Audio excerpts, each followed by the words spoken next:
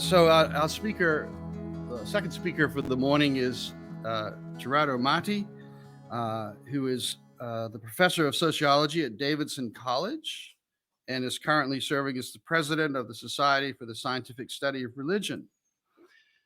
And in conversation with Gerardo over dinner yesterday, we discovered that we both share in common a certain career moment in time that we both served as the associate director of the Louisville Institute.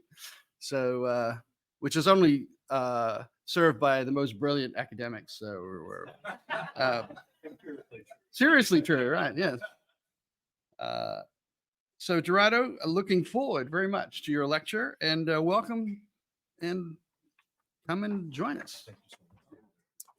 In the summer of 1944, it's told that 3 or 4 funnels came together to form a massive tornado in Iowa.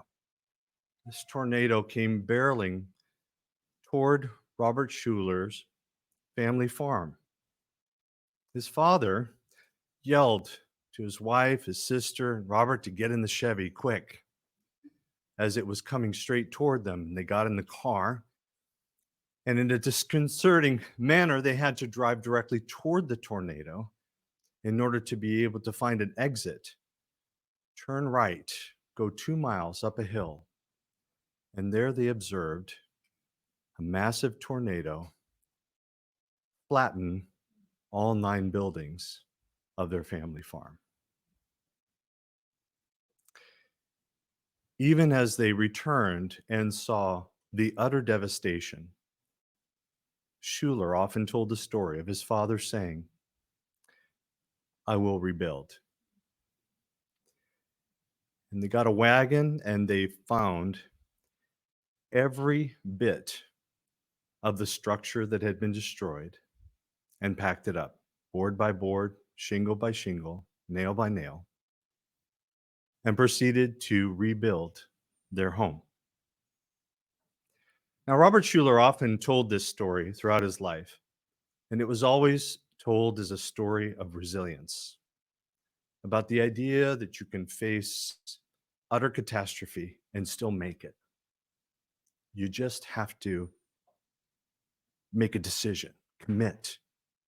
You have to be willing to see a future and move into it. I've spent many years understanding, being around Robert Schuller. I grew up just minutes from his church in Garden Grove, California. Been there many times for different purposes, different reasons. And then dug into the archives, things that people had never seen before, to be able to discern how is it that this incredible mega ministry had imploded so quickly. And when I looked through all the materials, and then I discovered the story of the tornado, I'm convinced that the tornado has a metaphoric power for understanding Schuller's ministry, because Schuller saw a massive tornado of social change that was barreling toward the church and was sure to destroy it. And like his father, instead of giving up that the church would simply be destroyed, he committed to rebuilding it, that it needed better materials, more pliable, walls, roof, stronger foundation, in order to be able to maybe face a future where the church could still exist. And so today, I want to spend time talking about Robert Schuller. And we've been talking a lot about theology, and really, many theologians have a lot of things to say about Schuller. In fact, it almost seemed like there was nothing new to say, but I come from a different standpoint, and there's a sense in which what we can do is we can take a look at all of the things that we've been exploring from a theological lens and be able to say, what is it that we can learn about the pace of social change and how it speaks to our understanding of what's happening to the church? And so we've written with my colleague Mark Mulder, a fabulous person. We wrote an organizational analysis, if you will, of the Crystal Cathedral and its implosion, the entire ministry. And that was published in 2020. But we had so much left over just looking at Robert Schuller's life that we approached Erdman's in the religious biography series, and they eagerly took it up. So, a religious biography that we've titled The Church Must Grow or Perish, which is a direct quote from Robert Schuller. Robert H. Schuller in the Business of American Christianity, that'll be coming out early next year. I am both fascinated, intrigued. I've learned a lot, but I also have a great deal of sympathy for Robert Schuller. I really sympathize with the man, and hopefully this will come through. So what I propose to do is, as we did our ecclesial investigation of the megachurch ministry of Robert Schuller, who passed away in 2015, looking at things both at an organizational level and a biographical level, what I want to do is to talk about connecting Rosa, a theorist, with Robert Schuller, a pastor. You know that Schuller watched, he engaged, he had ambitious project, pushed his own Dutch Reformed Church denomination, now the Reformed Church of America, and other pastors to follow his lead, right? He established a Robert Schuller School of Leadership to promote his methods and emerged into the broader church growth movement. And so he's really quite a great case. And what I was looking at as I had an awareness of Rosa's theories, grand theorizing, I was interested in how Rosa might help us to understand two things. One, can we account for Schuller's motivation to innovate and modernize his church in response to social change?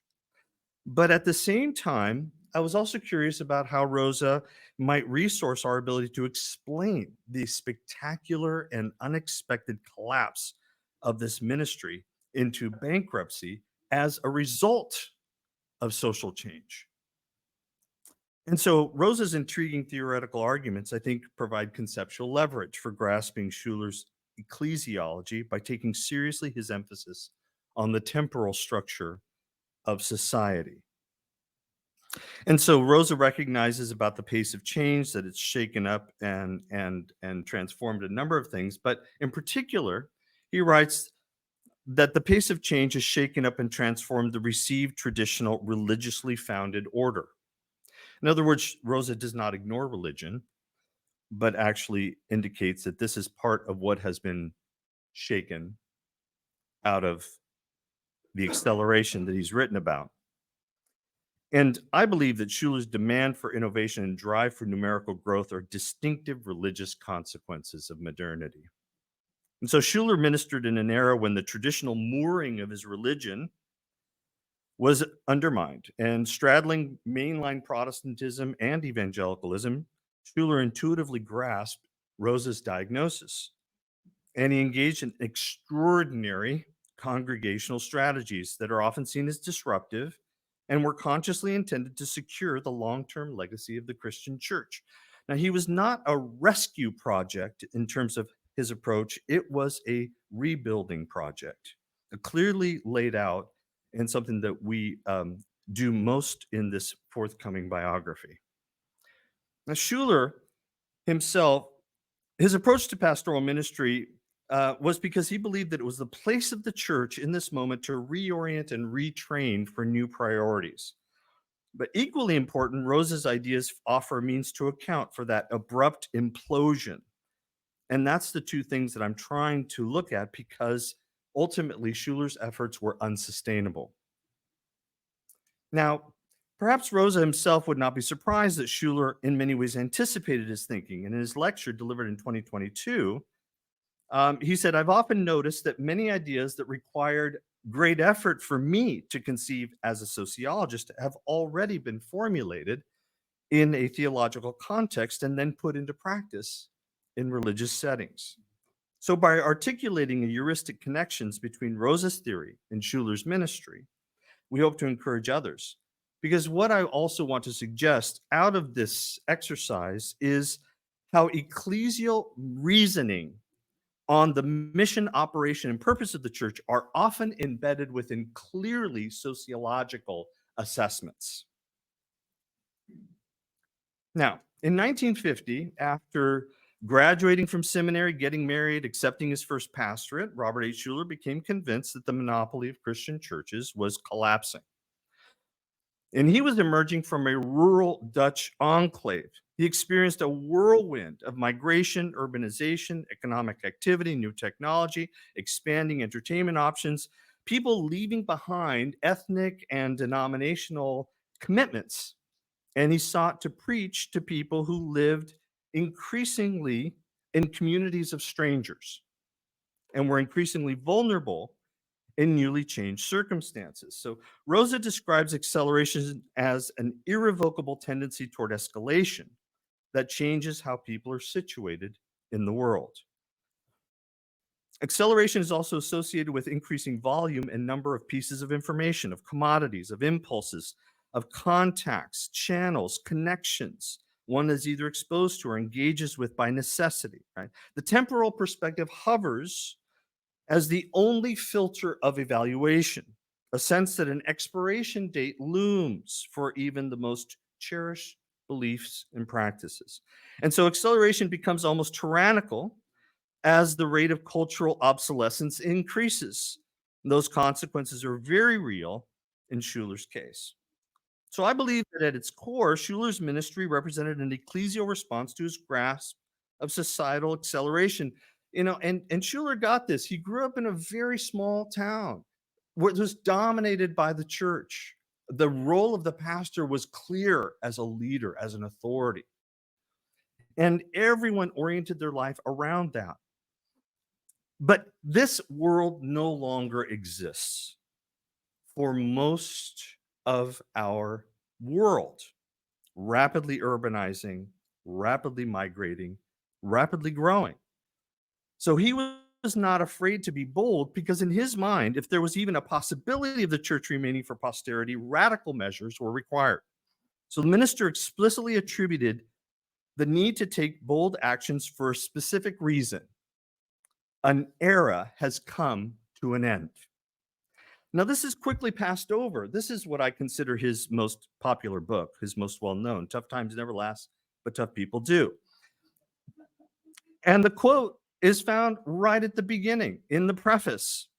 And it reads like this: in this book will inspire you to take action, to make a bold and daring move, to make a creative transition, recognizing an era has come to an end. The factory will never reopen. The steam engines are never going to be manufactured again. Sometimes the cup has fallen. It is broken. All the king's horses and all the king's men couldn't put Humpty Dumpty together again. Now, Schuller came to believe that the increased pace of change disrupted industries, displaced workers, and left them with nothing to depend on but themselves alone for survival. So Schuller preached a message that would recognize these dynamics in his parishioners, assuring them of God's promises that as they managed their increasingly complicated lives, he appealed to their initiative and inventiveness to forge for themselves a new future. And what stands out to me is, for as much effort as Schuller talks about failure, he did not believe people failed because they were inadequate. He believed it was inevitable that we were all going to experience failure because the pace of change was making it so that all the things that we trained for, all the things we anticipated, all the things we expected were no longer going to be there. That's why he believed that his ministry was universal. It spoke to all of us for the circumstances that we live in today. Now, here's the kicker. At the same time, he believed that as a pastor, he was similarly vulnerable. The church, as a sort of industry in itself, had been radically disrupted. Churches closed. Pastors found themselves displaced. The typical factory of the American church would never reopen. The usual steam engines of spiritual formation would not be manufactured again. New engines for spiritual development would need to be fabricated. And so Schuller postured himself toward action. For nearly the entirety of his ministry, he would outpace allies and competitors, centering his efforts less on the gimmicks of growth and more toward adapting the persistent strengths of the church into unexpected and unanticipated molds, leaning his congregation to suit a morphing social marketplace. Now, this included a lot of things, and it's shocking almost to see what he accomplished in his 50-year ministry. He had already built a church outside of Chicago in Illinois, but left that to move and establish his mission church in Southern California. It started in a drive-in. There's a story there. He preached on top of the snack bar, He built a church building, a real church building called the chapel, but it was inadequate. So inevitably, he opened another larger church, the inside-outside Nutra building, where he could press at a button, a glass door, and allows him to speak both to those who were parked outside as well as to the sitting congregation in the pews. The inside-outside building was radically innovative, and he advocated for churches to adopt these measures all over not only the United States, but the world. He built the Tower of Hope, which stood as the tallest building in Orange County for many, many years. He had the Hour of Power broadcast ministry, which is the way most people seem to remember Robert Schuller today. He also built the Philip Johnson Cathedral, which is considered an architectural masterpiece and still shows up on top 100 lists today. The Richard Meyer Welcome Center, phenomenally expensive, and in many ways could be seen as what ultimately closed the church. Now, he consistently told pastors that a naive faith in the sheer persistence of church structures was insufficient. Change must be managed. In a daily devotional book that I found at a thrift store, Schuller wrote, "Pace yourself. Now you wait. Now you move. Now you race. Now you rest. Now you leap. Now you walk slowly. Possibility thinkers don't quit. They change their pace to win the race." Now look, in the same publication, his emphasis on change is clear, folding into a familiar theological language. He said, repentance means to change directions, set new goals, establish new standards. His advice applied to pastors.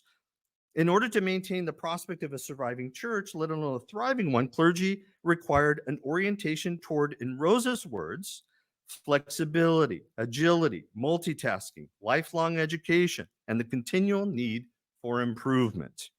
All the virtues promoted for achieving success in market society. Now, although Schuller never lost faith in the church, in seeking a more assured future, he sought to master new mechanisms of building, financing, and preaching. The minister took for granted that a strategically run church demanded proactive church administration and management, and the strategies he employed drew from the cultural options available. He borrowed heavily from business strategies he witnessed among economically driven entrepreneurs that were in his church. And he stated explicitly, much as it may offend many leaders in the Christian church, the truth remains the parish church is in the business of retailing religion. Now, his strategies required naming goals and determining benchmarks. For him, goals worthy of God's imperative on earth are ambitious. The minister purchased acres of land in a rapidly expanding Orange County, expansive parking lots, a series of building projects, each one more attention-grabbing than the previous. And he also telecast himself into millions of homes in the United States and abroad, and became the first religious broadcaster in the former Soviet Union. Now, in demonstrating agility, quickness, and media competence, and believe me that I am not mentioning all the various ways in which he did this in such an intriguing manner, Schuler became an authority on how to manage churches ahead of the speed curve. And his successive building projects and growing media presence won him legitimacy, being seen as a leader who can capture and tame change in service of the church. He was a celebrity, an exemplar for others. Now, here it's interesting to note that I don't believe Rosa would have ever expected Schuler's church-centered response. And you can correct me, colleague. Rosa wrote in Resonance that religious belief and practice are, in my view, precisely not dynamic, indeed, possibly not even capable of dynamization. Now, Rosa stated that the Christian scriptures and church calendar have all proved to be largely resistant to imperatives of innovation, acceleration, or escalation. Thus, traditional religions, at least in their Judeo-Christian and Islamic forms, appear at least static, if not primarily. They function as potentially indispensable antithesis of the escalatory and dynamism logic of modernity. And he wrote that innovative acceleration and growth are not inherent structural requirements and thus are not absolutely necessary to reproduce and stabilize the church as an institution. Now, Rosa has come across, speaking as a distant sociologist, as far more religious over the last couple of days than he ever appears in any of his writings. And so you may be experiencing testimony, this may be confessional, all the rest of it. It's not a critique. It is to say that Rosa seems to be much more suspicious until more recent writings. Because he said, and he names the Catholic Church specifically, he did this yesterday also, precisely not dynamically stabilized, if not downright static. Right? So given that Rosa's example of Christian religion seems to depend on examples of what I presume to be a distant view of the Roman Catholic Church, or more precisely to dogmatic and fundamentalist strains of religion that are found in change-resistant religious orientations, I politely suggest that our colleague oversimplifies the varieties of congregational life in order to forward his argument. And that's okay. We all do that, brother. That's okay. Of course, Rosa never met Robert Schuler, and he missed out on contemporary understandings of sociology of religion, especially those reflected in the new paradigm approach as documented by Steve Warner and people like myself, right? So yes, I'm going to forward myself. Please cite me. But one of the things that I think have caught people unaware who in my discipline have spent a lot of time and still talking about church decline are the different ways in which dynamism and innovation continues to happen, questionable as their methods at many times may seem. In fact, Chris Coble at Lilly once said to me, you know, Gerardo, I tell people you study churches that people think aren't churches. And I thought that was a very nice way of summarizing things. I particularly highlight work that I did on the emerging church movement, knowing that the emerging church movement was not really a word and that many people don't use it. And people thought that it was dead, but it was a way of understanding forms of dynamization and fighting against institutionalization that produced a cross-national book that was an award-winning book. I'm very proud of all my work, but this one speaks to particular things that we're talking about today. Now, in a recent interview, similarly, Rosa's opposition to dogmas, fundamentalisms, and institutionalized authority, where religion becomes a resonance killer, was very helpful. He adds, Sundays are still a bit exempt from the logic of growth and acceleration. They are realms of deceleration, pockets and resources of resistance against the overall imperatives of speed and growth. And at the same time, he commends the ecclesial potential for achieving resonance, which he's talked about yesterday. The church provides us with spaces, times, practices, and ideas which can help us to create an attitude or a habitus of attention, of receptivity. In short, a resonant disposition, a mode of listening and responding. Thank you, Claudia, for working through all of those things for us. We need to ask for alternative modes of being in the world, says Rosa, alternative forms of life. And here I feel we find most valuable resources in religious ideas, practices, even in religious spaces like cathedrals or in religious conceptions of time. But in my understanding, this would be my summary. Rosa does not express optimism. Here's yet another picture of him at the organ.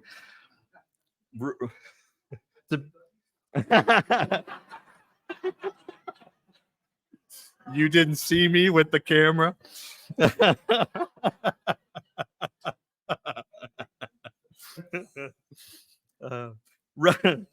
Rosa does not express optimism regarding the adaptive potential of religious liturgies or institutions, but does express optimism regarding the ability of at least some congregational activities and settings to provide opportunities for residence and healthy living.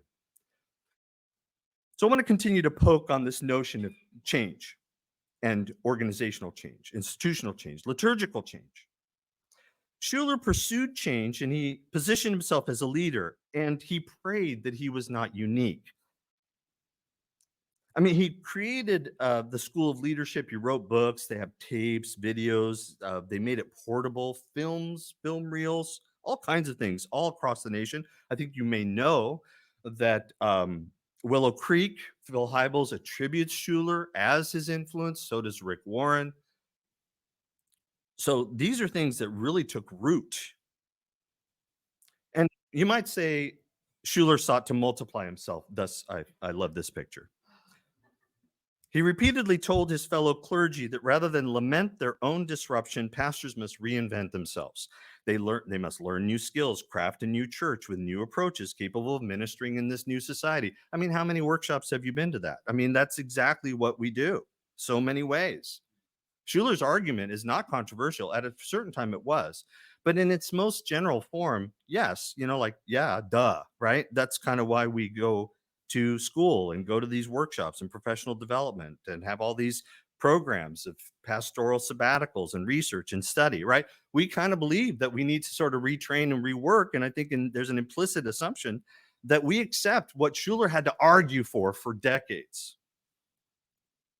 And so pastors needed to reach out explicitly and especially to those unsure if the church could speak to their own circumstances, because those were people who were experiencing their own disruptions, and he wanted to boost a God-inspired confidence to keep them moving forward.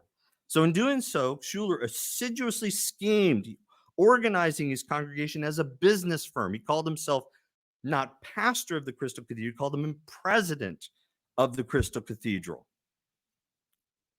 And he just continued to work. He wanted to not see growth as one dimension of congregational life. It became the very center of what it was, working financial, marketing, other managerial angles to expand the infrastructure of his ministry. His ministry was entirely tied to the imperative of growth, and he pursued expansion as a means of stability. All this sounds very familiar now over the last day or so.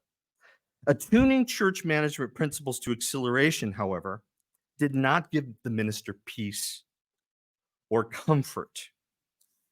And behind the easy smile and public presence of assurance, his anxiety only grew. Schuller knew the risks of untried strategies, but a biography of his father-in-law, James Penner, reinforced that Schuller lived with a fear of failure. Schuller wrote, "The church must grow or perish," which is why we titled the book we did. I found it so fundamental.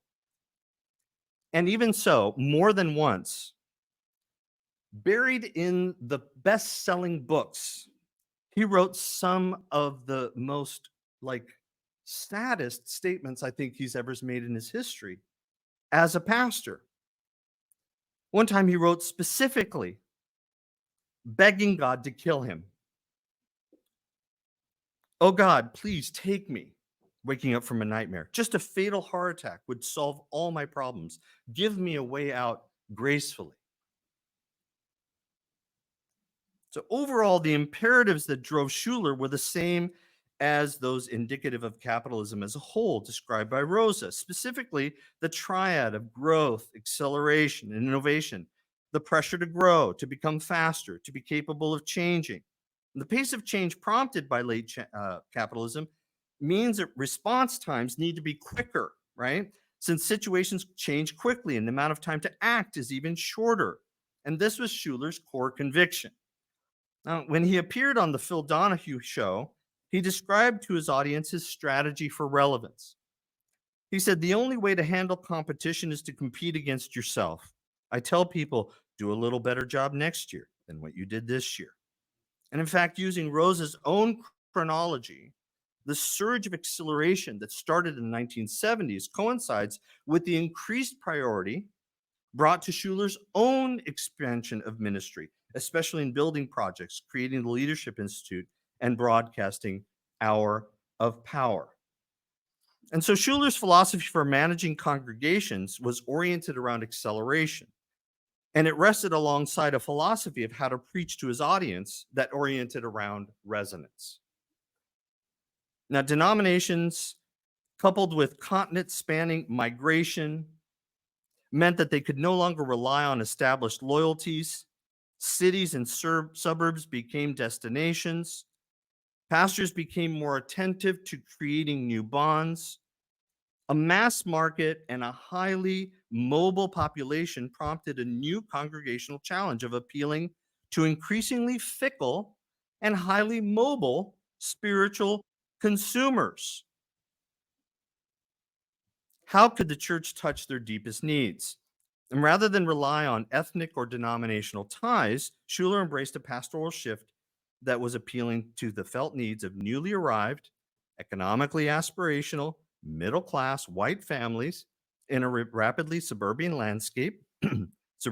landscape, creating connections based on their struggle to survive in challenging competitive circumstances. Essentially, at the core of Schuler's message is he is preaching to white-collar men like himself, seeking to create greater stability in their upward trajectory career while trying to still keep their families and afford all of the changing needs that accompany that. Here's of course the irony. Schuler's pastoral mission was to lead the ministry by accepting the logic of acceleration, while simultaneously preaching and pastoring to members in ways that address the consequences of the same logic, which they suffered through in their day-to-day lives. Of course, Schuler suffered himself. So Schuler would have agreed that with Rosa that humans yearn for and pursue resonance amidst the dissonance of acceleration. And resonance may be essential, but it's elusive.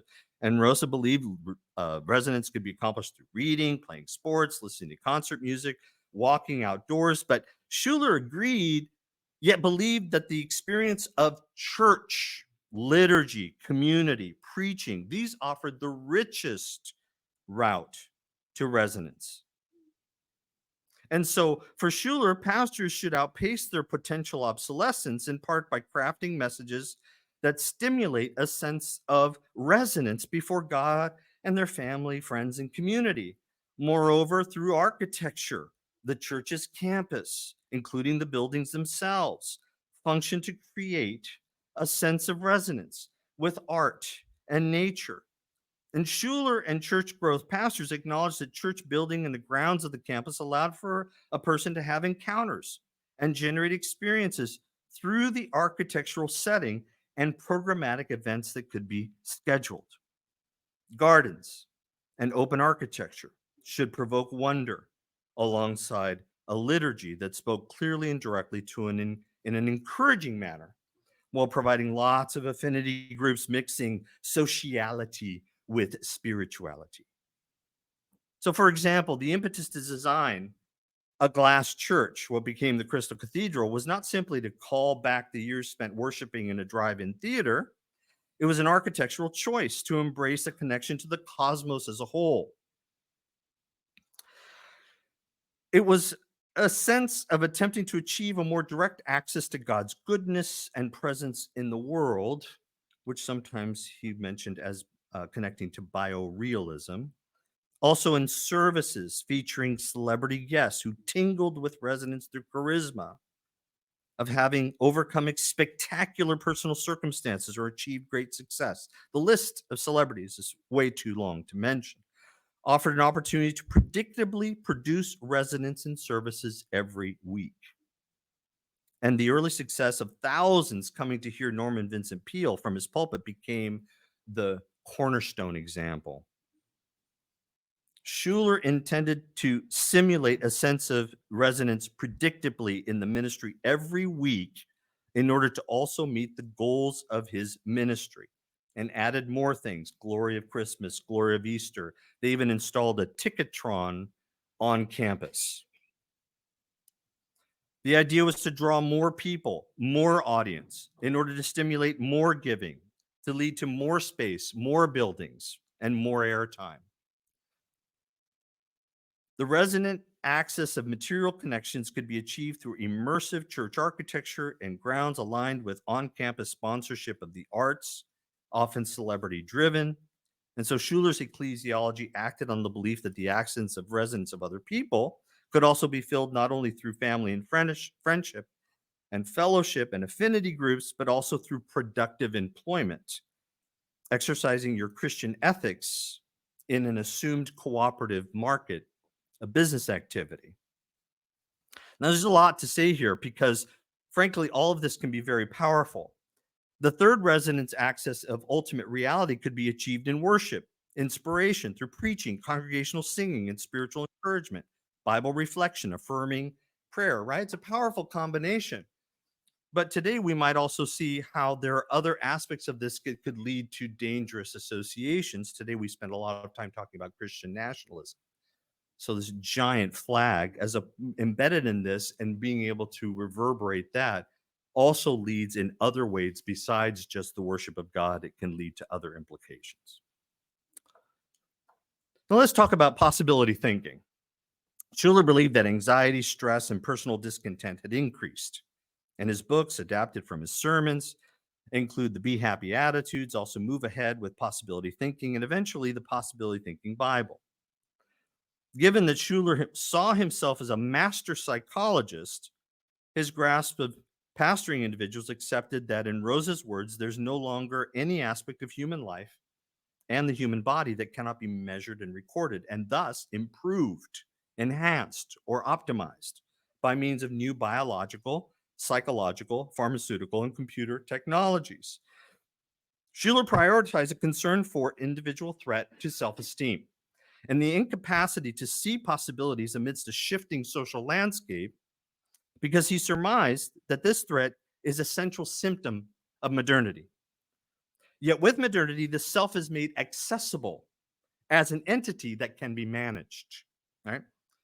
And I like this notion of the coin, which is a part of a fundraiser, but the idea of something that you can keep with you, a constant reminder, a portable reminder, right? And so exercising the will becomes a pathway of exerting self-control. And as Rosa suggested, we experience self-efficacy not as a dialogic attainment, but primarily as a control and management technique. So the cultivation of the self is now a game. It revolves around competition and recognition. It becomes an endless performative struggle, like the one I'm doing now. Indeed, there's a compulsion to prove oneself over and over again. And there's no certainty that status, once achieved, will be maintained. So according to Rosa, resonance reorients individuals who are caught up in performativity. New performance criteria cultivated, like sales figures and numbers of publications, which in church life becomes attendance, an audience share, buildings, and budget. So individuals no longer compete over lifetime positions, but over dynamic performances. Acceleration inhibits our capacity for relationships. And Rosa stated clearly the imperatives of escalation, which constantly demand more efficient development of potential, higher productivity, comprehensive quality control, speedier fulfillment of promises of residence, ceaselessly collide with the temporal and dispositional demands of resident relationships.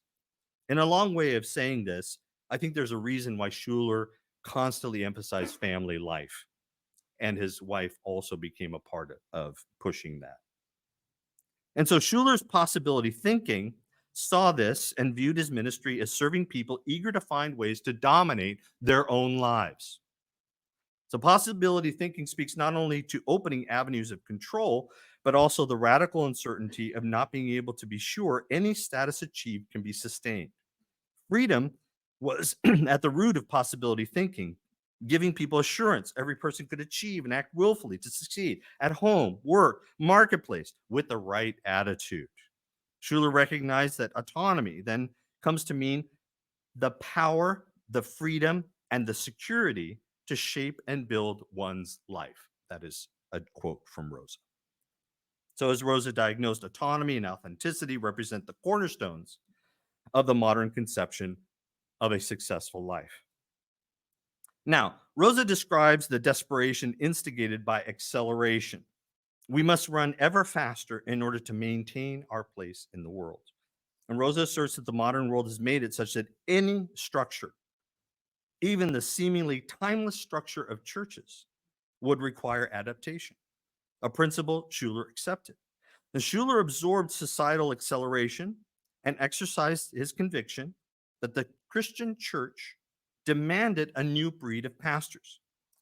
And Schuller wrote, leadership rests in the hands of full-time executives who are hired by the board to think ahead, plan ahead, envision great possibilities, as well as the ways in which these possibilities can be profitably exploited and ways in which potential problems can be solved.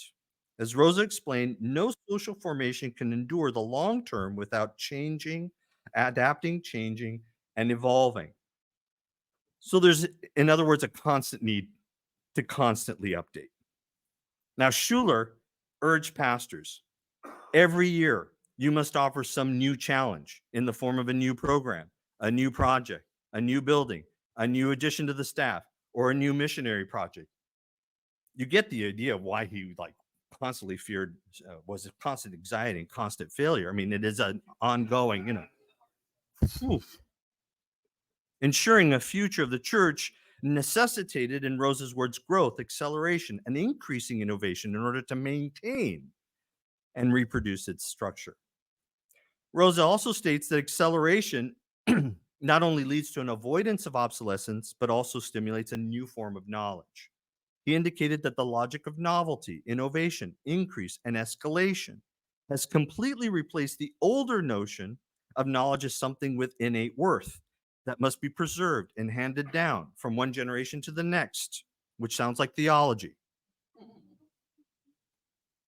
So here also, Schuller saw innovative thinking as necessary for contemporary ministry, advocating for new knowledge not provided by seminaries, which was the entire motivation for his self-named school of leadership. So, like Rosa, Schuller understood change as dynamic, and the church specifically had to respond dynamically with the goal of progressive growth to reproduce its structure and maintain its status quo. Rosa writes that any structure in modern society requires constant economic growth, technological acceleration, and cultural innovation in order to maintain its institutional status quo. I don't think the church was exempt from that statement. And again, survival involves the need to grow, to accelerate, and to innovate, just to stay in place, to reproduce the status quo. And so using Rosa's language, right, dynamic stabilization is needed to maintain a church's structure amidst constant change. Schuller inherently accepted Rosa's assessment that society today functioned according to a mode of dynamic stabilization when it systematically requires growth, innovation, and acceleration for its structural reproduction and to maintain its socioeconomic and institutional status quo. Rosa expresses it so clearly, but this is Schuller's own conviction. It drove the minister's project, a religious project, of speeding up in response to the accelerating pace of change, innovating a form of balancing structural element, accepting that the stabilization of any church must now be dynamic. That is, it needs progressive growth, acceleration, and innovation just to reproduce its social structure. It's constant change merely to keep the status quo. So Schuller's entire notion of possibility thinking oriented on anticipating options, subverting defeat, and actualizing practical willful change to secure a more stable future. So, for example, if the church was to survive, it must relentlessly expand in order just to keep pace with other escalations. And he was observing it in his environment. Financing such a ministry required a measurable quantification that could be brought to leaders, especially lenders. Options for buying land became increasingly necessary to build overall capacity for enacting the ministry. Schuller knew that in order to secure donors and giving members, the church needed to be perceived as predictable and stable. Measuring attendance, giving, and land indicated vital data in order to gain the capital that was necessary to expand the ministry further. Quantifying aspects of the church allowed the creation of tangible growth goals, which, with the approach, established members, potential donors. I mean, computerization came very early in Schuller's ministry. Both of these parties, they share the logic of the market, perceived upwardly moving measures as an assurance of progress. And that then hoped to promise continual spiritual gain in distinctively market terms. Now, modernity, as you know, places great stress on making all aspects of the world tangible.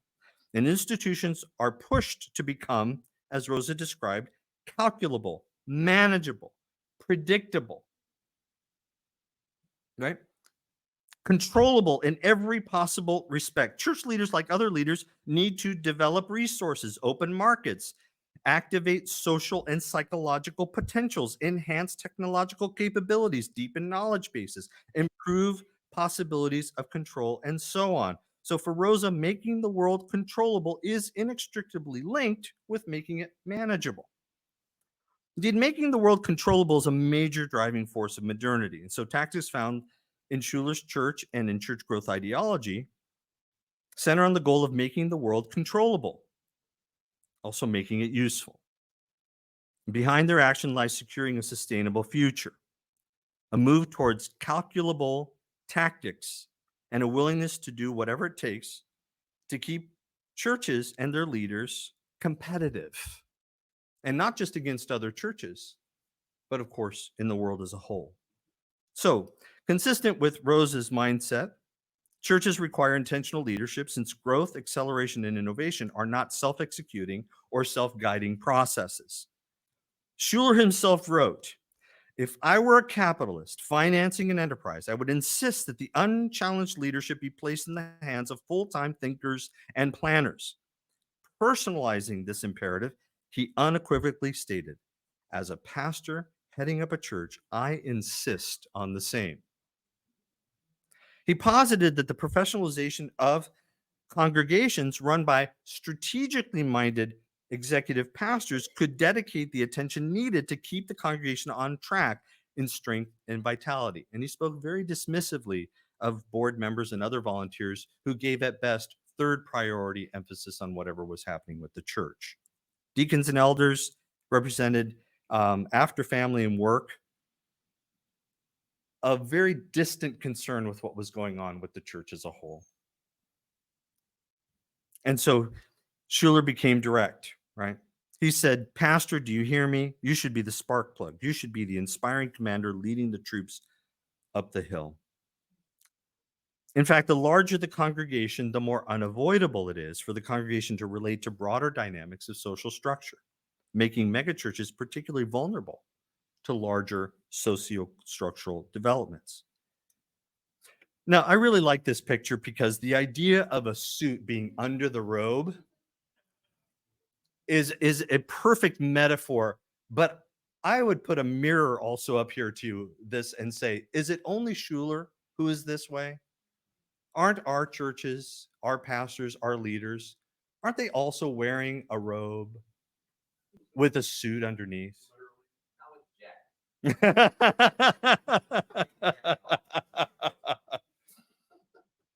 The principle of what is it that's guiding your ministry? What is it that's guiding our ministry? What is it that's guiding our denominations? What are the considerations that they're keeping in mind?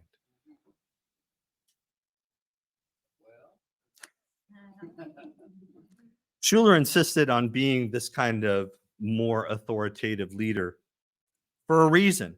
Schuller thought that denominations had become albatrosses, right? They are too slow and too deliberative. Here's a wonderful quote: "You take command, Release yourselves from bondage. Break loose from the chains that bind you. Break forth into the freedom of dynamic leadership. He believed that decisive action was required now because the pace of change exceeds the capacity of denominational leaders to pursue consensus through lengthy dialogue. The back and forth deliberation, calibrating experience with theology, assessing orthodoxy and preferences, in Schuller's estimation, proved to be ill-suited to the new atmosphere of acceleration. That's why he said it's better to become a community church. Avoiding hierarchy allows for being nimble. And so he prodded pastors. Executive action was indispensable, and we model ourselves on the nimble dynamics that we see among successful business entrepreneurs. Schuller embodied Rosa's description, ruling authorities, meaning anyone responsible for institutional leadership, can and are forced to react sensitively and adapt quickly to social needs and changes. Okay, now, we all know, because we have harped on this quite a bit, that the phenomenon of speeding up elicits distinctively modern pathologies. Okay, and I took up studying Schuller because already people dismiss Schuller and feel like he's just all wrong. Today, I'm not necessarily apologizing for Schuller. What I'm saying is Schuller is indicative. He had motivations for a reason. And what drives him continues to drive so much of the church today. And we, I think, understand why, right? It's the pressures. There's a new kind of precarity, of course, that starts to happen because even though the velocity of change intensifies, right, it becomes impossible to sustain keeping up with change. A new kind of precarity emerges in just keeping up. And so, although church leaders like Schuller pursue church growth out of a desire for stability and to overcome the inertia of death and decline, their intensified efforts become untenable. The pressures of growth intensify both innovation and competition. Right? It induces compulsions that accompany them. The faster and the more innovative, the more dynamic that we already are, the more energy, power, and effort it takes to grow, accelerate, and increase innovation rates. Now, simply put, the requirements of reproduction and stabilization become problematic. So increasing budgets and higher production values led to larger staff, more bureaucracy, in addition to greater demands for even more funding, just to keep pace with higher expectations for what is normal in church ministry. As Rosa emphasized, a compulsion to escalate is necessary to maintain the systemic status quo. Schuller fell victim to these compulsions. And so much happened in terms of the ways in which he was able to expand. So, for example, the radio ministry was easier to expand in many ways and was at the same time fully dependent on Schuller himself. He did not believe that the radio ministry could survive without him. But at a point in the ministry, 70% of the entire revenue came from the radio ministry. And there are other stories like this just to tell you that Schuller knew that he could never finance his ambitions and what he felt the church should be using only the donations that come from his members. And so he constantly innovated the ways in which he attracted and sought funding from people, even though they were not members of his church, even if they weren't even Christians, who were willing to supply millions of dollars and sometimes last minute project saving donations within hours of deadlines. This is the way that Schuller's ministry was built, and part of the reason why it could not survive, especially once financial circumstances changing, the economy changing, and Schuller's own health and ability to focus and keep it up. So although Schuller participated in a broader community of churches and other pastors, the need to respond prompted competition. And I heard it a lot growing up in Orange County. No one could compete with Schuller, and they spoke very dismissively of him despite all sorts of evidence of other kinds of successes. He found the marketplace of religion in our capitalist society forces into optimization and speed. That's competition. It creates permanent time pressures, stress. It instrumentalizes the ministry, of course. It reifies of how we approach the world. But the idea of acceleration making competitive normal for clergy, I think, is something that becomes very clear.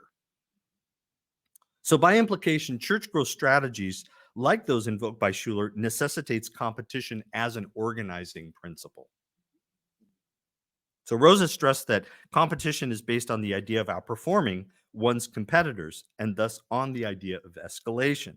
And so the struggle of competition results in a focus that's aimed at bringing things under control, mastering them, making them accessible. Despite the goal of control, competition generates constant turmoil and insecurity. Of course, these conditions do not foster cooperation among church leaders or among churches either. Collective efforts are constantly discouraged. The desire for autonomy by Schuller and other church growth practitioners try to make sure that they are not dependent on anyone else. And Schuller asserted his own freedom so regularly that his denomination always questioned his commitment.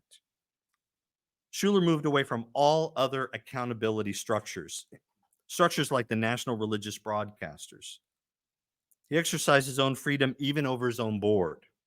And although Schuller believed that as a pastor he had freedom to make decisions over the operation of his own congregation, he did it always with the striving for certainty, a greater guarantee of survival. Rosa describes no one would consider a life dictated exclusively by the struggle for survival as a self-determined life. Most significantly, Schuller encountered the limit of escalation. Using Rosa's words, the more innovative we are and the faster we get, the more difficult it will be next year to exceed this year's achievements and maintain these rates of escalation. But here I bring you Schuller's own words. The more successful we became, the more problems I had. It's at points like this that I really feel for Schuller. The time when I see that he did everything because he felt that this was absolutely necessary, that the church would not survive had he not tried. But he also sprinkles in these really intriguing ways, right in the midst of talking about all this possibility thinking, all of this encouragement, all of this sort of cheering people on. He betrays himself.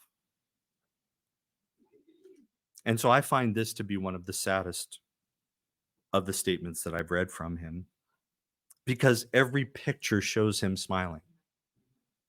Every picture shows him so assured. Every picture shows him as having a peaceful presence and trying to communicate that to other people. Inside was another story. It's almost as if to say that it wasn't just the robe and the suit. It's like there's a certain nakedness and insecurity that he always felt in the face of his own circumstances. And so Schuller exemplified how success itself does not allow for a resting point, a particularly modern phenomenon. Schuller exercised leadership by treating the status quo as dynamic, which in the atmosphere of acceleration means that maintaining of status quo requires intensification, more land, more parking, more buildings, more programs, more audience, more funding. The whole principle of church growth is you have to create circumstances with empty seats. You are depending on borrowing against the future. They're not here yet, but they will be. And so you increase the number of what you borrow on the projections of who's coming in the future. It is a wildly optimistic approach, but he clearly stated in a sort of Rosetta-like memo from 1975 in the archives. And Schuller said, I have what a philosophy of capital. And he simply said, we are going to borrow our way to growth. His philosophy explicitly sought to leverage the financial mechanisms that were available to him, mastering mechanisms of credit in order to be able to create a structure that would allow for yet more people to move from curious to committed to, of course, givers. And so we come to understand better about what happened when we see the ultimate fall of the Crystal Cathedral and a spectacular bankruptcy that happened in 2010, completely unanticipated, although there were troubles of succession, etc. Really, no one saw it coming. There's a big story there, but using Rosa's language, the constant effort to catch up with an ever-accelerating culture really came into this ministry. Rosa wrote, regardless of how creative, active, and fast we are this year, next year, we'll have to escalate. Rosa assumed such action would inevitably exhaust all energy and possibility under constraints of material resources of time and physical energy. Schuller understood that maintaining the dynamic of escalation required mobilization. And as Rosa anticipates, Schuller's dynamically stabilized church structure required more and more effort to operate, with tangible strains increasing every year. Although Rosa did not believe that ongoing innovation and acceleration were sustainable and that control was elusive, Schuller persisted. After all, the minister's succession plan written down included his preaching his last sermon at the age of 100. He kept going until failure was undeniable. And so Rosa's intriguing theoretical arguments serve as heuristics for analytically approaching ecclesial practices like that of the megachurch ministry of Robert Schuller, a giant of mid-late 20th century American Christianity. He adopted a theology, a persona, a set of priorities, a set of practices, all of which he believed were necessary to keep the church vibrant into a long-term future. But the ecclesial imperative of church growth, accommodating the speed of change, the drive for progressive growth, and the demand for innovation is a distinctive religious consequence of modernity. Right? Schuller concerned himself with designing a new approach of ministry to strengthen the church and to meet distinctively modern pastoral needs. Today, if you Google Schuller, I think that the most famous inspirational quote that he had is this: I would rather try something impossible and fail than to do nothing and succeed. Schuller certainly tried the impossible. The ecclesial principles adopted to address acceleration, however, ultimately contributed to the demise of his mega ministry. For a lot more detail, you can see this and this. Thank you all. Well, that was a tour de force application of Hartmut's theory of dynamic stabilization to church life and Robert Schuller. I just want to take a moment here to share something personal. My father was a minister, started the first megachurch in Wichita, Kansas, modeled on Robert Schuller and Billy Graham. You imagine bringing those two together. And it's a longer story, which I will not go into, that he predictably burned out and in the middle of the night left town. And where do you think he went? By car. He drove to Robert Schuller's church to meet with Robert Schuller. And he met with him, and ended up staying out there for several months, and came back after much treatment. It's a longer story, to demand of his eldership that he was going to run the church. And that lasted for a few months, and he retired. He left and fired, and he was in his late 40s. It's a tragedy. So it's another story. What I'm saying, it's a classic case and study of somebody who took this model and it gutted him terribly. The longer story is he eventually recovered ministry and came back into ministry in some form, but never recovered his I don't think anyway, his original vocation. But so I resonate in a certain way with this story, and I know what the story I just told is just one of countless others. And I also want to say this is not about mega churches, right? No. This is about churches of so many sizes out there, and congregations. This infiltrates, right? So it's a powerful story you told us, and Hartmut, you have been so helpful in providing the framework for what you've told us in so many ways. I'm also a graduate of All Roberts University, which is another case in point. How did I survive? Another famous line from Schuller: "Inch by inch, everything's a cinch." Anyway, right? Everything's a cinch, meaning it's easy. Inch by inch, which is like a counter line. Oh, absolutely. It's one of the subheadings for one of the books. Anyway, thank you for that indulgence. Hartmut, any thoughts right off to Gerardo's wonderful presentation? I found this very interesting, of course, too, right?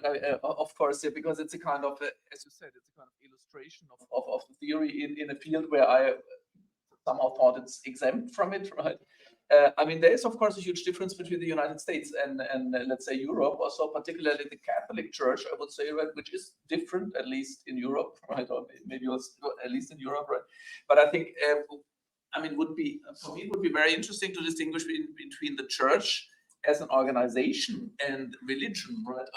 That obviously these are two very different things, and I would say that the church as an organization in a society which is running on a lot of stabilization cannot be exempt from this logic of dynamic stabilization, right?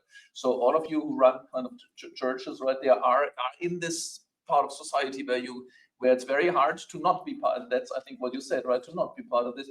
But then I would say, but then I'd say the church as an organization somehow is the wrapping for something that is, maybe it's not eternal, but relatively timeless, right?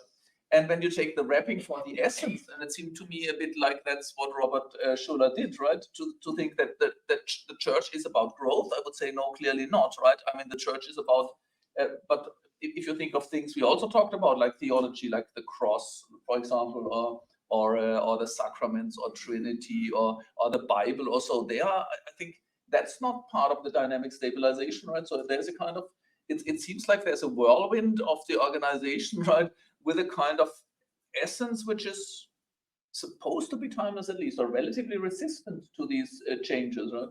And what I'm wondering about, and I don't quite see it clearly, but I'd say in sociology we distinguish between the institution and the organization, right? So the organizational structure is dynamically stabilizing, but the institution is a set of practices and beliefs, right? Like praying, for example, right?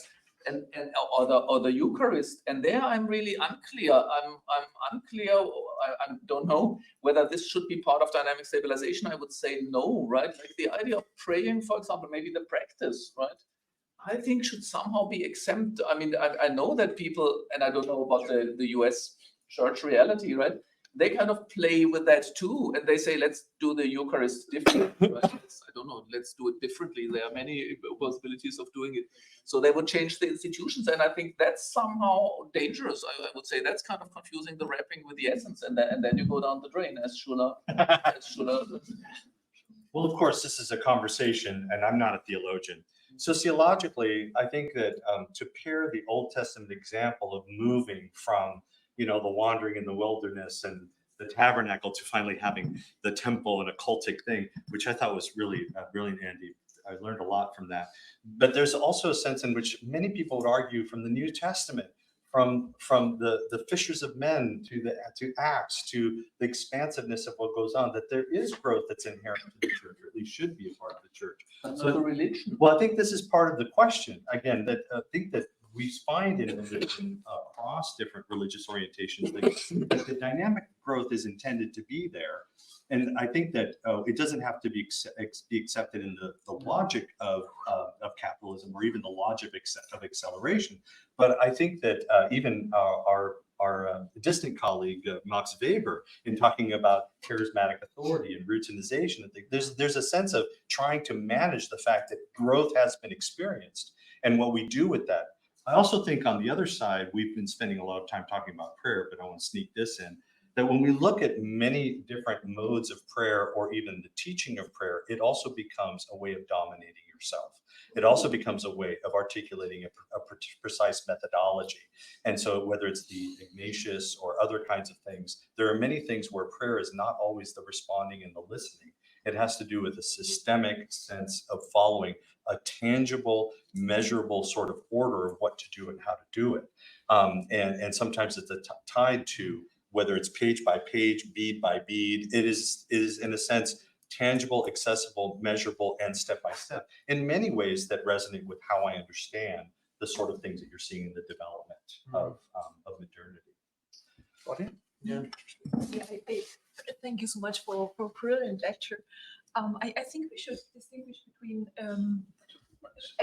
distinguish between the church as an organization and invisible church, emphasized by, for instance, Luther. And there's talk about the gifts of the Spirit that you can't control. Is there energy in between? And what I found so striking is in this insurer's possibility thinking, it's only human possibility he was talking about. What we do, how do we organize this? How do we manage certain practices? It seems, I mean, all the quotes I thought are totally non-resonant, right? I mean, don't listen to the congregation, don't listen to the board, just be the leader. Yeah. And what would happen if he would have let God take over in some sense? There's this wonderful quote by Kierkegaard, when you're in the depth of despair and you don't know a way out. There's only one way of getting possibility and new, right? And here we receive this remarkable definition of God as the actuality of possibility.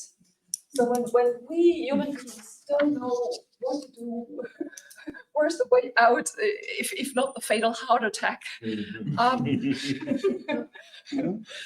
that's here at the church as the, I don't know whether we should speak of the essence of the church, but in any case, the spirit, the spirit of the church is appealed to as something that's greater than human powers. Couldn't we make the argument that your case study demonstrates that the church is exempt from dynamic stabilization, meaning it cannot survive dynamic stabilization?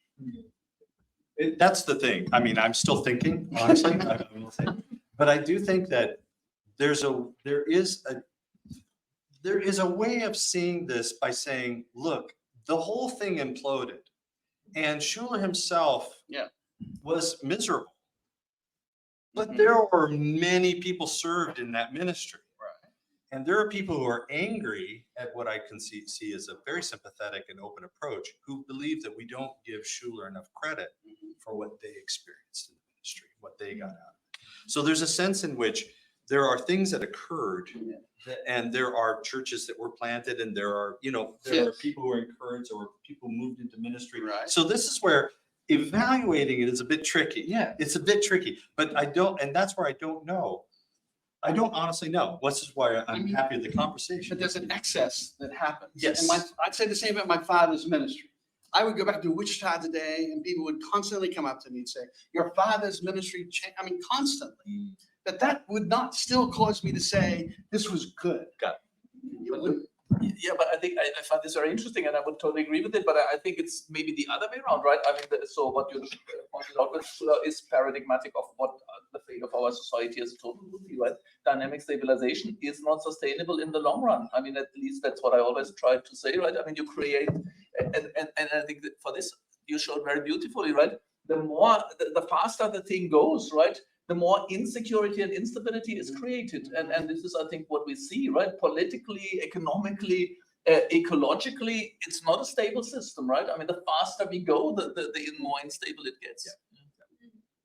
And I guess we don't have to say it's all bad for it to be No, it's not all bad. bad. But it's bad enough. Let me just say one more thing. I can't help but thinking myself, and others may have other examples, and I know there's other counter examples, but I'm thinking of Willow Creek. It's a classic case in point. I mean, this church is in trouble, and yet it would have been lifted up not too many years ago as a counter case to Ravachula. That's right. And yet now we see it's interesting. I mean, it's an ongoing story. Absolutely. Andrew? What is it about what seems like the church uniquely that's obsessed with a critique of the logic of acceleration within culture and dynamic stabilization, while at the same time using the tools of dynamic stabilization and an accelerated culture to somehow fix it, right? Like, and you see this today, right? The lament of sports on Sundays in America. Nobody has time for church. And at the same time, the church is totally embroiled with those same tools to try to conquer, right? See as a point of aggression, something that they cannot fix. Yeah, I think essentially what I'm trying to do is to offer a mirror. But the response to me is not to utterly reject participating or the fact that we are swept up in culture, whatever the culture is. And so I don't buy a retreatist, utopian, idealized sense of what the church can or should be, because it also is not real to the lives of individuals.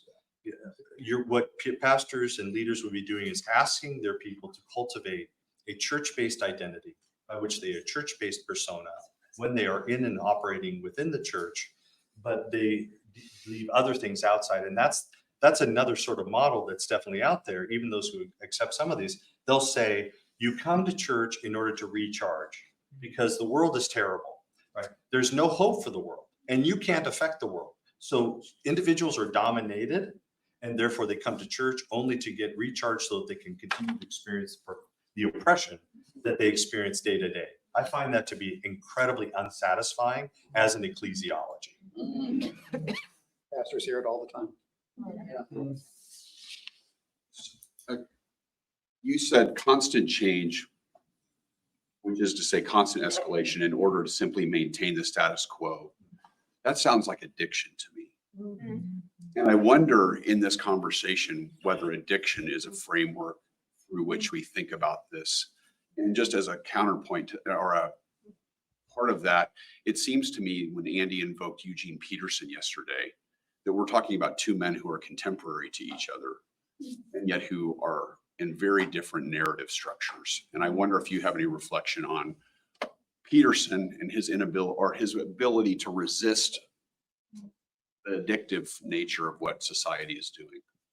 Yeah, the work on Peterson has not yet been done because Peterson is very intriguing in how he chose to adapt to his congregation. He's similarly simplified. There are people who do not accept his translation as valid for speaking God's voice, that it was too abstracted out in order to try to reach out to the people, the same kind of people that Robert Schuller sought to reach out to. And he formulated a different response. But I think that what would be very interesting to me is to see what happened when he entered into the engine of his Bible translation. Because that, to me, has all the markers of the kind of escalation that we see here.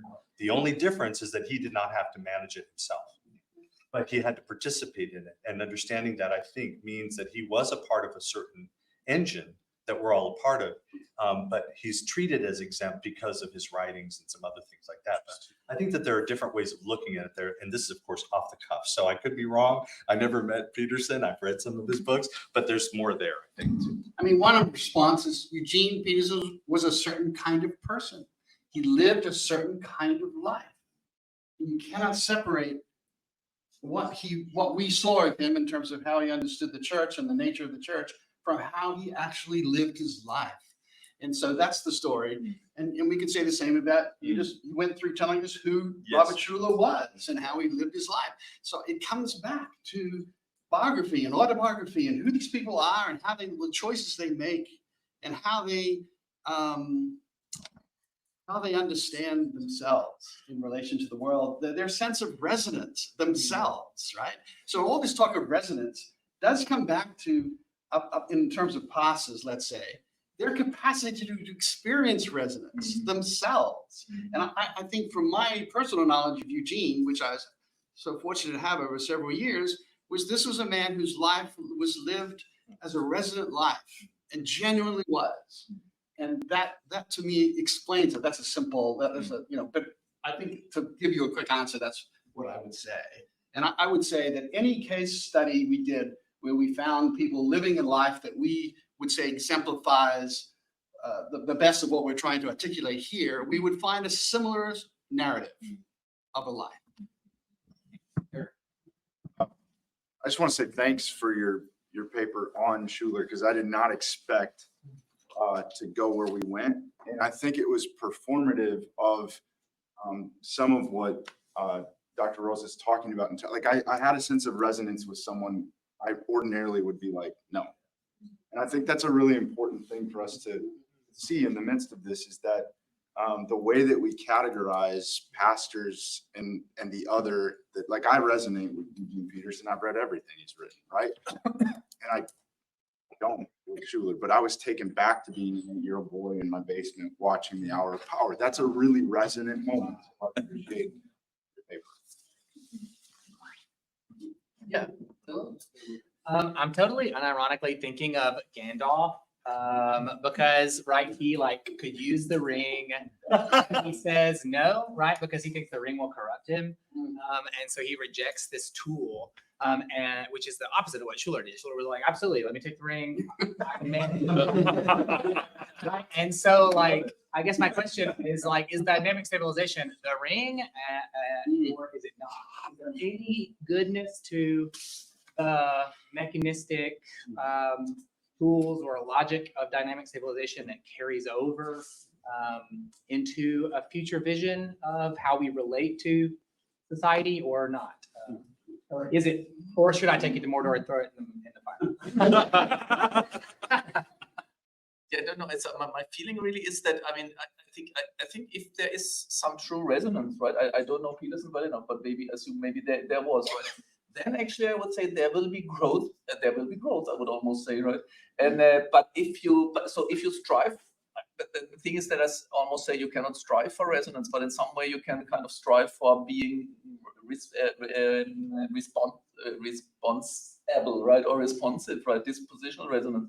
And if you create this, then you will have kind of growth. But if you take growth for the end, right, and just look for the means towards them, then you will fail. An example I really always have in mind, and here I have to argue with Andrew, right, is really heavy metal in Germany. I know because I always mention this when I discuss with pastors, really, right? And because my idea is that you need to create a sphere of resonance, then you will survive and people will come, right? But when you always try to create resonance for others, you will fail. This is why, because the story goes like this. There was the time where Andrew talks about in the early 90s, where I really think it was the entertainment industries who decided, I have to give the story briefly. There was heavy metal was extremely successful in the very early 90s with Metallica and Guns N' Roses, right? So it was totally mainstream. But the logic of dynamic stabilization really is there has to be disruptive change, right? You cannot sustain this. So it was really a concerted effort. I'm pretty sure about this. I think I can always prove it by the musical industry to say heavy metal is dead, right? You could see from one day to the next, they killed the programs on MTV, for example, Headbangers Ball and so on. And really, the moderator came to the studio and was told, your show is off, right? And they all said heavy metal is dead, right? And even Metallica, for example, the most important band, they cut off their hairs and they said heavy metal is dead. And the European bands, like for example, Iron Maiden singer Bruce Dickinson left, saying metal is dead, and Rob Halford left Judas Priest, metal is dead. And we have a very important magazine, Metal Hammer, and they actually changed their name. They said we are now the new Rock Hammer because metal is dead. But the thing is, the fans really, they didn't want to give it up. So there was a tiny festival, it was called Wacken. I think I talked about it, I'm not sure whether I did or not, but a tiny festival. And they said, okay, but we still play heavy metal. They did not do it for all the others, but they felt there's something, and it was growing year by year by year, right? So I think if there is a sense and a sphere of resonance, then growth will be a So they didn't care about growth. They really didn't care about it, but it just happened. So there is a sense, though, to come back to your point, there is a sense in which when growth becomes the end in view, it does take on a kind of, I mean, it's almost too strong, but maybe not to use the word evil. It does become corruptive. Let's at least use that. It's safe to say that when it becomes the end in view.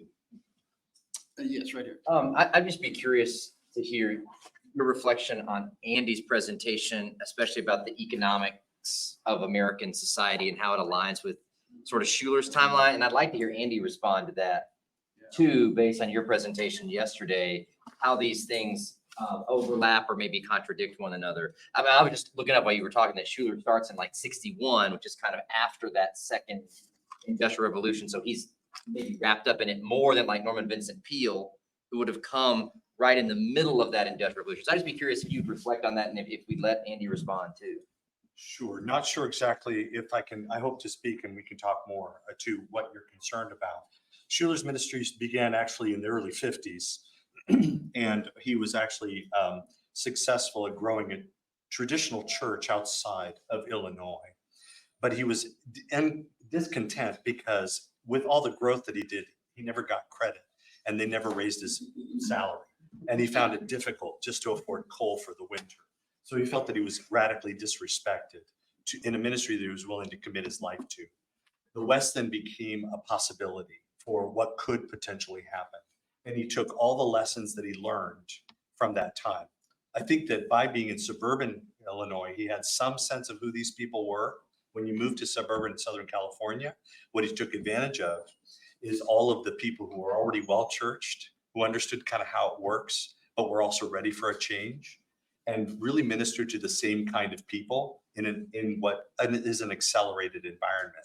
So by the time he takes Orange County, which is way up, it begins to mirror some of the dynamics that probably Peale already experienced being in New York City. So New York City is ahead of the country in a lot of different ways by also speaking in this charged up white collar, you got to be a salesperson, you got to win your boss over, that kind of thing. That's his audience. Schuler's audience was exactly the same. So then by participating in that, I think that then he wrapped himself around the possibilities up there that gave him sharp acuity for the particular circumstances of people who were trying to make it in business, move up the corporate ladder, but was very blind to civil rights movement, what was happening, refused to be political, even though he was political, refused all kinds of things. And so he rode the wave of a particular kind of economic development that was happening in Southern California, in the Sun Belt, and all of the things there we could grasp. But I think he held to a religiously hot environment where he had to be better than other people. So he was not fighting, he said secularization, but he really wasn't fighting secularization. He was fighting people who were Christian but disconnected. And that's what he tried to win them over, eventually hoping that he would be able to touch beyond that. But once Orange County then moved even more away from white people and the diversity quotient went up and also the economic circumstances started to change, particularly with the drying up of credit that was happening in the early 2000s, as well as the spectacular collapse in 2007, 8, 9. That's what really hurt him. So by that time, the strategy of borrowing and taking on credit killed him because he could no longer raise money and people no longer had the income to be able to commit to it in that way. Even if the church offered 5% or 6% bonds, that was not a commitment that they were willing to make. I hope I'm even close to what you're. Yeah, I think about the economic argument from yesterday. It seems like you took the market culture from New York and the celebrity culture from California. Exactly. Did you? Andy? I'll just say this really quickly is I think a couple things. I think, and this, I think this is an amazing piece, is that Schuler becomes so dominant because growth cannot be just, it can't just happen anymore. Because we enter into the end of American growth. So you enter into a neoliberal epoch, and one of the things, of course, that works in America is you could become filthy Yes, rich. yes.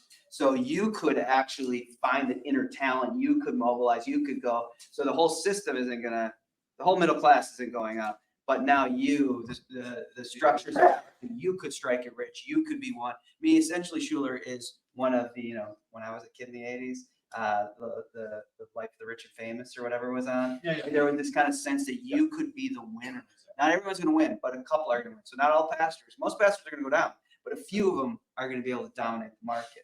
And he dominates the market. And the other kind of structural reality is he couldn't have done this in the 1950s, 1960s in the same way, because the denomination just would have simply said, who are you? Exactly. No, everything's going up. We don't need you. But now they sense they're going down, and he becomes actually more powerful because he can win growth where the whole denomination can't win growth. And now he becomes almost, in his church becomes, we see this all the time, more powerful than the denomination. That's right. In the ELCA and the main line, we have a couple churches in certain synods who can simply just say, we're not going to do that. We're too big. You need us more than we need you. That's a very different kind of reality. So my last point is it leads to Hartmut's point, a perspective we haven't mentioned is how dynamic stabilization ultimately leads to desynchronization. And one of the things that happens even at a religious congregational level is you get inequality. So churches either get bigger or smaller. And Robert Woothnow made this point that in this era, small churches are going to get smaller and big churches are going to get bigger, because those who can ride the wave of dynamic stabilization will get bigger and the other churches will get smaller. But of course, what Schuler helps us, and you really helped us with, is the existential threat that you will burn out, that it will go from 100 to 0. I mean, that is a phenomenal reality, that you could go boom to boom. And Marcel's another example.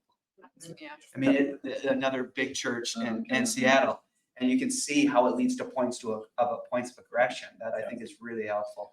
Somebody needs to write a dissertation on just mega churches and Rosa's work and Gerardo's work. And just to say that you can see why Schuler's fear was not irrational. No, it was actually genius. And your point is we should say it was genius, but it was also inherently tragic. One more, and then we need to. Yeah, it's going back to Pearson real quick. I find it interesting, when you were talking about this architecture. So I've always enjoyed Pearson's description. I think it's in his autobiography of when they rebuilt Christ the King down in Maryland, and how much he was aiming for the architecture to produce a sort of resonance. He used those words, right? So it seems to me that maybe part of the downfall of Schuler was that he had this implicit belief that resonance was only going to come if my architecture transcended the common architecture that the people were experiencing, which just begs this question for me, like, how do we become receptive, open? How do we lead a congregation into being open and receptive to resonance in the simple, mundane, and the ritual in an age of acceleration, where we have this mindset that resonance only comes through the bigger, the better, the growth. So I think you're absolutely right. And perhaps now we can make a distinction between how Schuler expressed the purpose of the building, but a sociological observation of what happened. The architect originally gave plans that I've seen a sketch of it, and it was a flat building that had a glass roof, and that's it. And Schuler said, this is awful. Like, it was ugly, but he felt that it wouldn't inspire. He sent the architect back to the drawing board because he said, in order to afford this building, it has to inspire people to give. So there's a different there's a different sense of what is meant there that I think is important now to point out. I mean, there's a lot of detail on these things, but essentially he sent them back, and that's what created the innovation of the architect itself, that what happened of creating this free form, all glass sheet building that had never been done before, that became a marvel, but it was because it had to be inspiration to attract far more money than he knew he could ever gather from his people. And that then when he started talking about it, he just started talking about it in these grand terms, like it'll stand for history for centuries, like the pyramids of Giza, you know, like that kind of Eighth thing. wonder as He well. wanted a world historical significant, like the cathedrals of Europe, because he believed that that's how God could be remembered, that there would at least be a persistence of these things in order to be there. There's a lot there, but you're asking an important question, but it's to point out that for him, he made a calculation, and the calculation worked, you know? We gotta give him his flowers for the fact that it worked, but it's not necessarily reproducible and it's not sustainable. A very different notion of being gathered around the table, That's being correct. gathered to the Eucharist architecture. Yeah, just a brief point on what you said. I mean, I try in the resonance theory to really distinguish between what I would call real resonance, right? And just the sense of being overpowered or overwhelmed by something. And I really realize also in entertainment industry, for example, they try to kind of really impress you, right? It's the loudest music, the best sound system, it's the best light show, it's 1,000 people on stage or so. So you sit in your seat and you're really overwhelmed, but that's not resonance, right? It's not setting your own voice in a relationship to it and being transformed. And it seems to me a bit the more you go on kind of overwhelming, bigger and more innovative, the less you create real resonance. And it's exactly because you want to create resonance for others. So if your question is how do we do it, I would really say not by doing it for others, by creating a space of resonance for ourselves. That's really the point.